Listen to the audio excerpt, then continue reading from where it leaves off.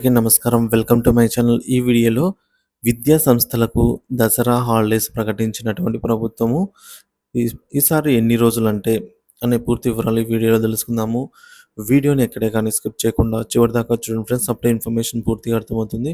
Video చూస్తున్న ప్రతి ఒక్కరు వీడియోకి ఒక లైక్ చేయండి. అలాగే ఈ వీడియోని తోటి మిత్రులతో అయితే షేర్ చేయండి. కొత్తగా మన ఛానల్ చూస్తున్నవారు సబ్స్క్రైబ్ చేసుకున్నట్లయితే దయచేసి మన ఛానల్ని సబ్స్క్రైబ్ చేసుకోండి. దీని ద్వారా నేను చేసే లేటెస్ట్ వీడియోస్ అన్నీ మీ వరకు రీచ్ అవుతాయి. ఇక ఆలస్యం చేయకుండా మనం వీడియోలోకి అయితే వెళ్ళిపోదాము. ఫ్రెండ్స్, విషయానికి వచ్చినట్లయితే ఈ ఇయర్ అంటే 2024లో మనకు దసరా హాలిడేస్ అనేవి అక్టోబర్ 4వ తేదీ నుంచి అక్టోబర్ 13వ తేదీ వరకు, అనగా 10 రోజులు.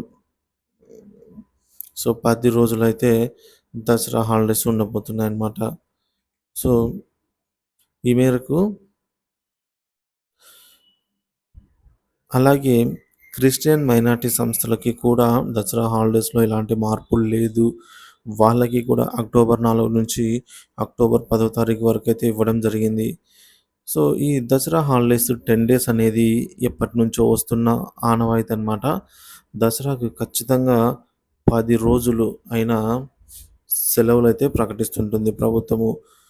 సో ఇక మనకు ఎట్టలేదన్నా ఒక 10 రోజుల్లో మరొక 10 రోజుల సెలవులైతే రానున్నాయన్నమాట. సో 2 వారాల్లోనే 10 రోజుల సెలవులైతే రానున్నాయి. ఇది ఫ్రెండ్స్ ఇవాల్టి video. Thank you for watching this video.